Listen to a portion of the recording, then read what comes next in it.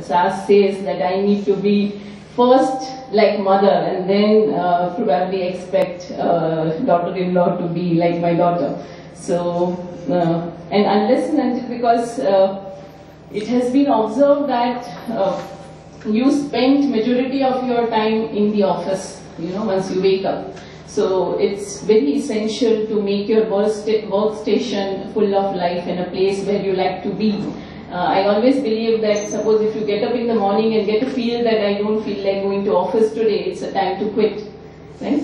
So very nice to hear from him what all he has done in his organization.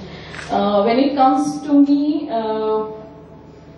I was telling to all of them yesterday also that somehow I feel out of place because I don't think I am fit to be among the eminent personalities that you have here. Majority of them done their doctorate and things like that, and I tried to appear in the entrance for the first time, failed appearing for PhD. So I can only talk on something which probably I have done, and I have throughout lived with brands. And when it comes to talking about brands which are emerging from India and which have gone internationally, first let us have some clarity on what do we understand by brand.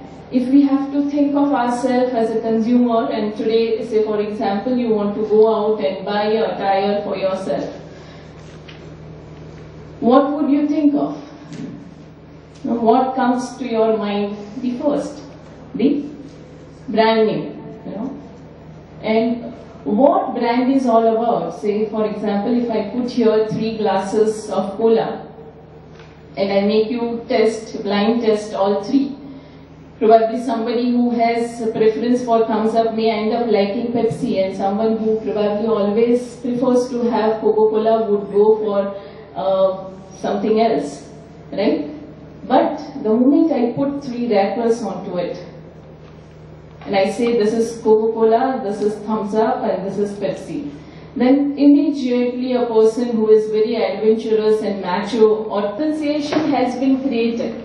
Why do you feel, that when it comes to thumbs up, it's macho, it is adventurous, it is, a very strong drink, and when it comes to probably Coca-Cola, you have certain different perceptions. Who created this differentiation in your mind? What created rather this differentiation in your mind? Communication, right? So it's the advertising and the brand communication which creates differentiation in your mind, and that's why probably when a guy applies Fair and Lovely, which is being rated as a feminine cream, we start doubting his gender, that tomorrow he may start applying a lipstick and the day after tomorrow he may apply nail paint, right? And when I say that, he is applying probably brands are built in the mind of a consumer, and all the time which we keep striving for creating a differentiation. And today probably it is becoming more and more difficult for us to create this differentiation, because earlier days I remember during closed economy we had only 2 brands of shampoos. And say for example, if I was having problem hair, I have dandruff and things like that, I will go for cleaning. And if you shampoo and dry dandruff, there is a different shampoo.